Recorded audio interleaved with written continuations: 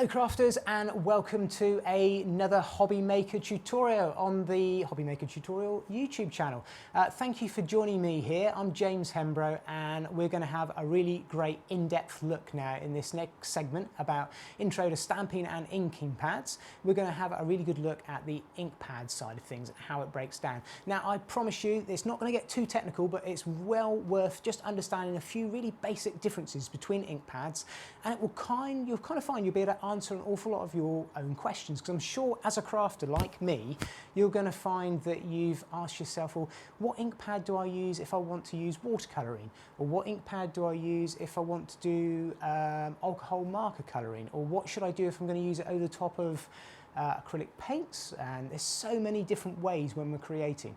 The most important thing to remember is nothing you do is ever wrong. It's always experimental. Have a go. At the end of the day, it's just some ink pads and some cardstock that we're playing with. And I think sometimes, me included, we almost kind of forget that. But it's the best way of learning, and always experiment and try things out. But what I'm hoping to do here with you now is give you some real sort of general understandings of the different types of ink pads that are involved, and there are loads. So we're going to try and make it an awful lot less mysterious for you after this. So let's have a look at the two terminologies that we tend to always hear as a crafter when we're first starting out. And I don't mind admitting that when I first started crafting many years ago, I was kind of scared by stamping because it almost felt really involved and quite technical. Trust me, it really isn't. If you haven't tried before, have a go, because it's so rewarding. Now, you have dye inks, you tend to hear about those all the time, and also pigment inks. And one of the things people will tend to do is they pick up an ink pad and they kind of say, well, is that dye ink or is that pigment ink? And if I said to you, for example, a dye ink, you'll be probably quite surprised if I bought in a couple of ink pads and I said, these are dye inks. I'm going to bring in a couple of, just thinking some of you may just be starting out, you may have heard of distress inks before, and you go, oh yeah, that's a dye ink, I know that. And that may make sense. And maybe you've been crafting for many years and you think that's really obvious, James, I know that one. But did you know, for example, if I brought in a StazOn, that's also a dye ink. Now, some people that haven't been crafting for a while will maybe not have heard StazOn. It's got a solvent base to it, and that's the important thing. But it's still a dye ink. So that's what I just wanted to introduce to you, because as well as talking about dye inks and pigment inks, they are the type of colouring, the type of pigment that the ink actually gives its colour. So when I talk about dye ink, I'm talking about the fact that the colour that is in the ink pad, that is stored in that ink pad, actually soaks into the fibre of your cardstock or your paper, and it dyes the fibres, hence the dye.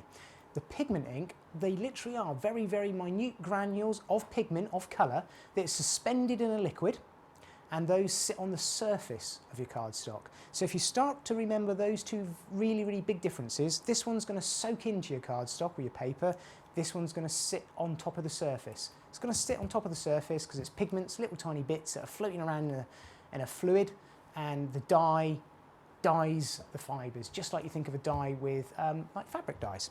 Now, when I talked about bases there, I talked about different types of bases, and when I talk about bases, what I'm saying is how the dye or the pigment is suspended in that ink pad. Because when we look at any ink pad, let's just have a look at an ink pad if you've not actually had one before. Here's a well-used one, just a black. What you've got there is ultimately either a felt or a foam, or even a fabric top there to it, which is going to give you the surface which carries and holds the ink. That's all that's going to do, is it's just a way of transporting that ink to you as a crafter to use on your project. So how that ink, be it dye or pigment, is suspended is it can be held in various different ways. So it could be water-based. So we can have a dye base that is a dye ink that is water-based. We can also have a dye ink that is held in an oil base, and you can even have a dye ink that is held in a solvent base. So all of a sudden you've got three different types of fluid, different types of liquid, all with dye ink in them, and they all do very different things and react in different ways. Now, just like you can have dye ink with three different types of carrier and three different types of bases, pigment ink can also be the same. And trust me, I don't want to get too technical, but it's just worth understanding the difference of the fact that you can have a pigment ink that is also water-based, oil-based, and solvent-based. And that's why sometimes we can all get a little bit confused and think it's a little bit mysterious, because we like to think of dye inks as being, they're water-based, that's a distress ink, tends to be sort of a general terminology that we use, and pigment ink, that's something like a VersaFine or a StazOn, and they're used for in this particular way. But as you can see, you can have water-based, oil-based and solvent-based in both. Now let's just have a look at the dye base first in a little bit more detail. If I just flip that over, you'll see exactly what I mean. And we're going to bring in some examples now, and this will become a lot clearer. So your dye ink can be, as I said, water-based, solvent-based, and also oil-based. So if I bring back in our water base, and we're going to have a water-based dye ink, let me give you some examples. And now you may have seen some of these as regular crafters, maybe you're new to crafting, but a Memento, that's a great ink pad that is a dye-based ink that is also water-based. What does that mean? Well, it means that the pad on it tends to look very much like that. It tends to be a felt type pad. It tends to be raised in the ink pad, so it makes it very easy to apply the ink to the stamp as well. It also tends to be very fast drying. Now by fast drying I mean once you've actually applied it to your craft project, it's going to dry really quickly onto the surface of your craft project. So it means that it's less likely to be used for heat embossing, for example, and I'll explain that in another video when we look at that a little bit closer.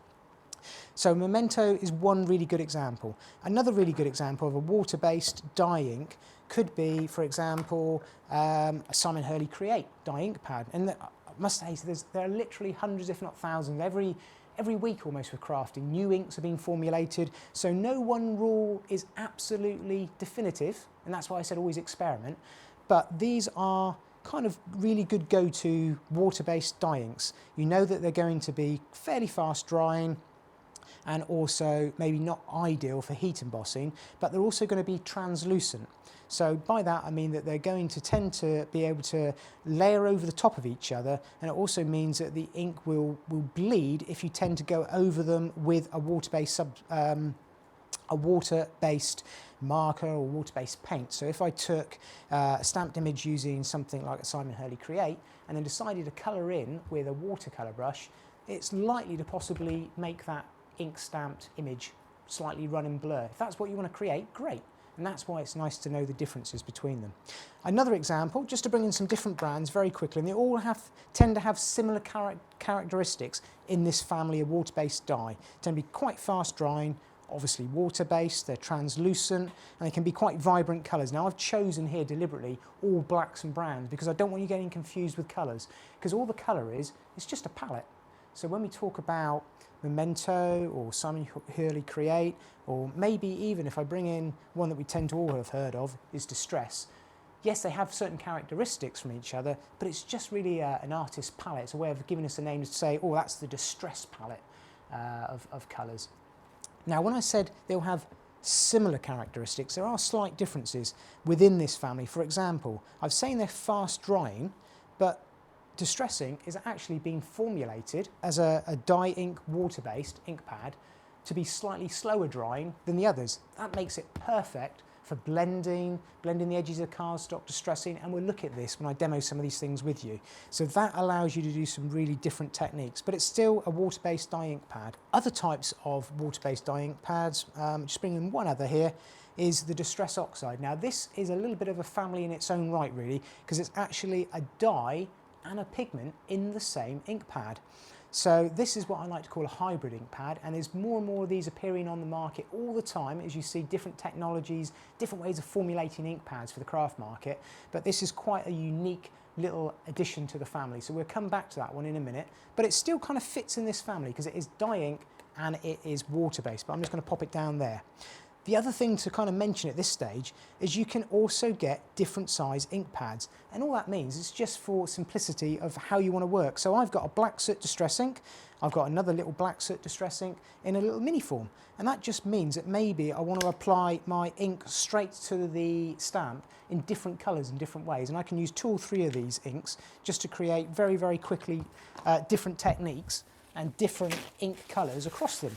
So that's one different size there. Then I've got a little tiny dewdrop in a black memento. It's exactly the same colour, exactly the same ink pad. It's just a different format. If you want to go into your stamp, maybe you've got a large stamp, something like this one here, and you want to just add a little bit of colour there and then a different colour there. These ink pads are absolutely perfect for applying your ink to the stamp in those ways to be able to add a bit of detail. And then if we move away, so this is all our water-based family that is also dyeing. I'm just going to pop those up there, and not forgetting we've also got our solvent-based ink pads. Now there tends to be less of these, but if I bring in our solvent base that we've got and we add that to our dye ink, what sort of ink pads are we talking about then? Well, we're talking about things like our StaysOn family. StaysOn, easy to remember because it stays on, it's rock solid. You can use these on glass, on shrink plastic, they're perfect for that. You can also use them on woods, metals, craft foils, all sorts of different materials that are non-porous and porous. And by that, what I mean, when I talk about porous and non-porous, again, if you may be new to crafting, something that's porous is going to allow the ink to soak in, like your paper and your card, but non-porous is going to be something such as maybe some craft foil or some other metals, or maybe even some glass or some shrink plastic, something like that. And these are great for that, where they're going to sit on the surface. So this is a dye-based ink, but it's actually a dye ink, sorry, but it's solvent-based. And that tends to be, we always say, oh, it's a dye-based ink. It's trying to think of it as a solvent-based ink that's got the dye ink in it. And that's two really good examples. Both similar characteristics, StaysOn, as we traditionally know it, in a larger ink pad tends to just be sort of black and main colours, and then this great little mini edition brings in so many different colours to the family, smaller ink pads, and this is a nice midnight blue here that we've got. So again, just thinking about different colourways across the families. Now the final one is our dye ink that is also oil-based. This is one of the smaller families, and this is by no means the complete final category of all the inks, because there's so many other ink pads on the market changing all the time. You could add to these, but these are your main three families of dye inks. And this final one, being oil-based, is our archival ink pad. So our archival ink pad is a dye ink that is suspended in an oil-based liquid inside our ink pad, and these tend to be very, very popular, again, because they are something which is archival. They're also waterproof and permanent. They're acid free, like many of the ones in this family, but being waterproof as well, and also archival, makes them perfect for things like scrapbooking projects, memory albums, maybe going over the top of photos, anything that's a keepsake that you're going to hold on for many, many years to come. It's light, fast and permanent, which is perfect. Again, these come in lots of different sizes, so you can have them in larger ink pads, this size, and even smaller ink pads.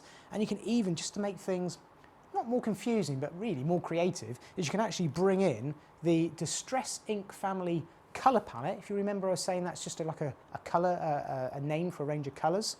Well, they can actually apply that to the ink compounds and the technology of archival ink, and you can even have the distress colours in an archival ink format. So you can have the benefit of water-based and oil-based dye inks in the complete family range.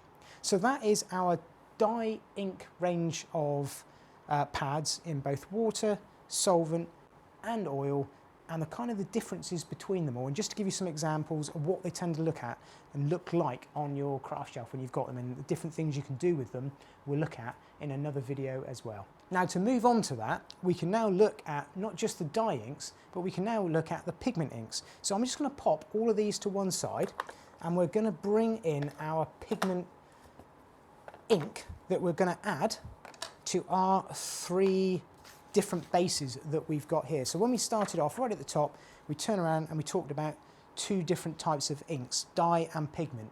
And now we're going to have a look at the pigment ink and how that differs to dye. And straight away, pigment ink is once again available and suspended, the little pigment suspended in a water base, a solvent base, and an oil base as well. Now, if I just turn this over, we can have a little look at a couple of examples. And I'm going to start off with our water-based example. And I'll pop these two away so we don't get confused, and we can look at different examples of pigment inks which are water-based.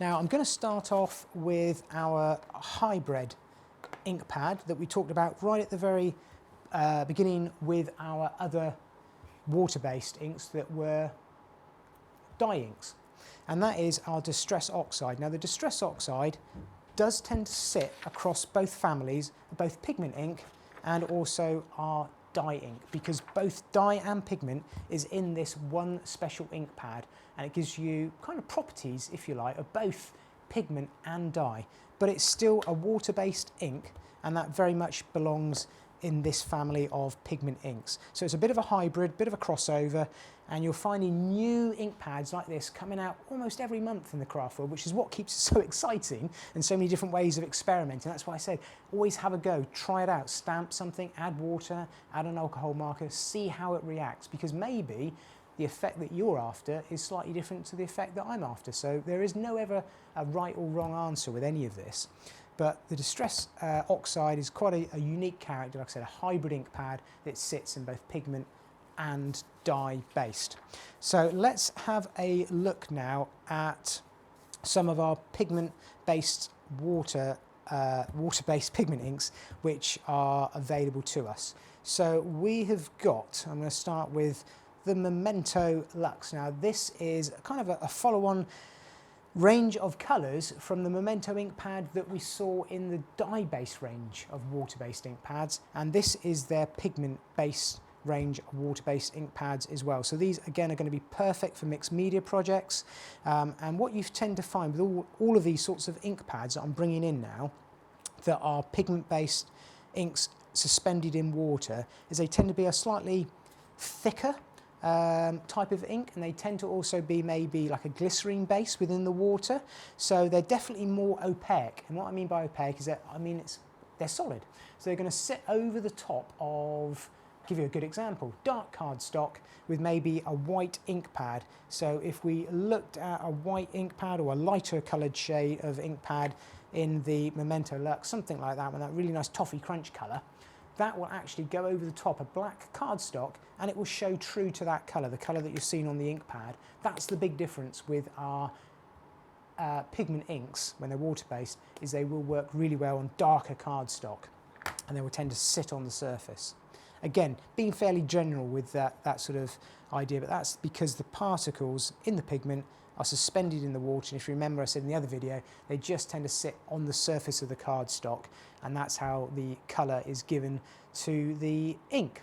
Now other examples of these, and I can bring them in now for you, let's have a look. We've got the Delica, and I'm going to also bring in a Brilliance here as well. See, these are all water-based pigment inks. Now you can see here that it's the pigment inks that you start to tend to find that you get your metallic colours. So I've got a really, really stunning little tiny ink pad here, which is almost like a gold leaf colour.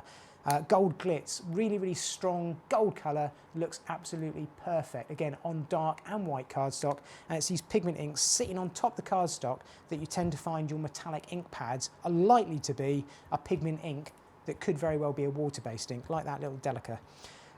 Brilliance, again, fantastic archival ink pad. By archival I mean it's light safe, or it's less likely to fade. It's a great one for scrapbooking. Brilliance is also a really, really good one for working with things like acetate, shrink plastic, vellums. Again, because it tends to sit on the surface rather than soak in. On those sorts of materials, they tend to be less porous, and therefore they work very, very well with that type of product. And again, with the Brilliance ink pads, like we've seen in some of the others, they come in different sizes, so don't get confused with that. Just because it's a different shape or even a different label, it's still a Brilliance ink pad, same colour, just in a smaller ink pad.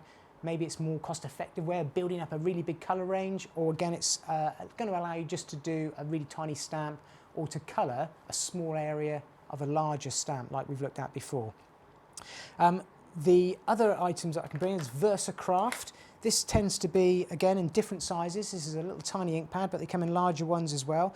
This tends to be really well known for use with fabric and wood and lots of other multimedia type projects. The VersaCraft ink pad is very, very well known for that, and it is something that is very versatile and a very, very big range of colours. Again, pigment and water based, so we know it's going to sit on the surface, work with porous and non-porous items, and in this case it's something that's going to work really well with your fabrics as well.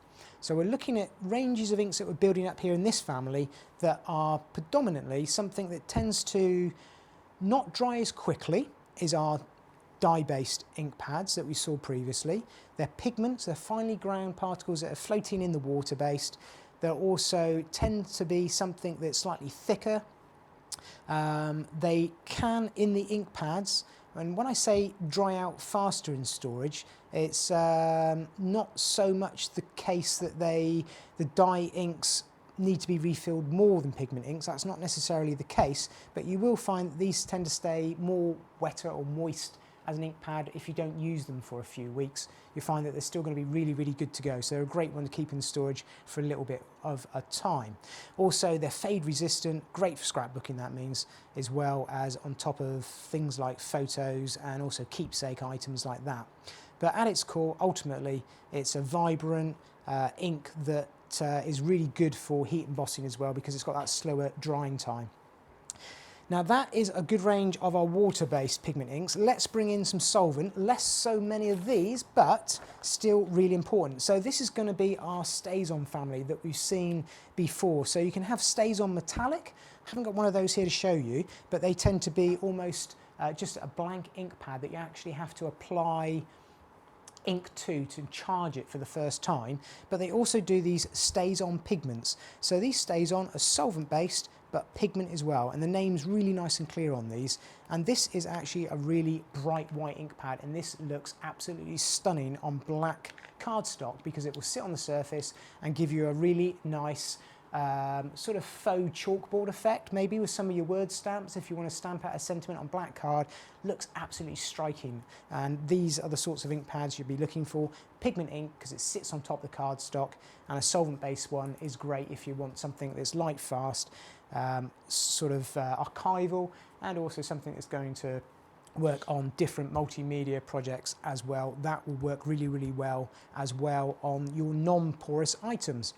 And then last but by no means least, we've got our oil-based pigment inks. Now, oil-based pigment inks, these are possibly some of my most favourite. If it's well, the ones that I tend to use an awful lot. If you ever watch me demo, they're the sort of ones I tend to go to quite a bit. And an oil-based pigment is something that can be looked upon as being the VersaFine Clair or the VersaFine. And again, these can come in different size, or certainly the VersaFines can come in different size ink pads. Now both of these, again, just black ink pads to show you here, and these are absolutely striking and fantastic for working with outline stamps and even silhouette stamps, because the great thing with the VersaFine Clair is it comes in a multitude, really wide range of colours. And I'm just going to bring in a few here because they really are striking, bright and colourful, as well as some really nice browns and some really rich colours as well. So that's just a very small palette. I think we're somewhere in the realms of 25 plus ink colours in the VersaFine Clair. And that's quite important because one of the questions I get asked an awful lot is, what's the difference between a VersaFine Clair and a VersaFine? Well, we know that they're both pigment inks and they're both suspended in an oil base, so there's no difference there. And actually, there's very little difference at all. They're both really useful ink pads. The main big difference is literally the colour palette, which is why I've mentioned that a few times.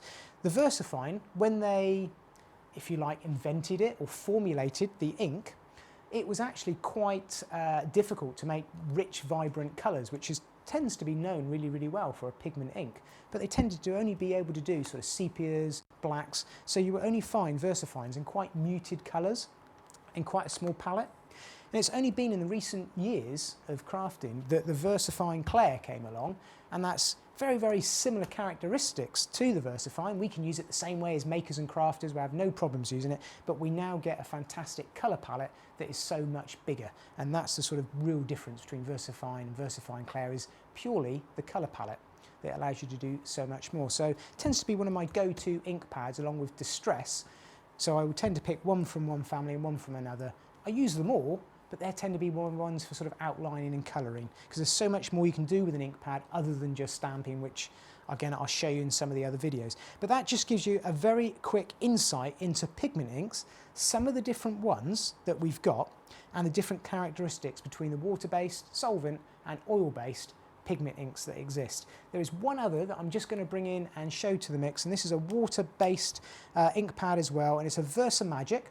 Again, they come in small and large ink pads, and this tends to be called or known as a chalk type based ink pad, and it's something that is, when stamped, it's going to give you like a chalk type effect. It's going to be quite a soft, muted effect to it, and that's purely the makeup of the ink pad. It's a VersaMagic ink pad. Again, it's one particular brand, one particular name, various other different types of chalk ink pads, but they tend to be, again, a pigment based water, and we know that now because pigment inks tend to always sit on the surface. So they're very generalistic sort of views of things, but they're really good rules of thumb, if you like, of knowing the difference between the ink pads. And as we build up our knowledge, you kind of get a really, really good idea about the differences that you can then use those to your advantage on your different projects and on your different makes. So that's the pigment ink family.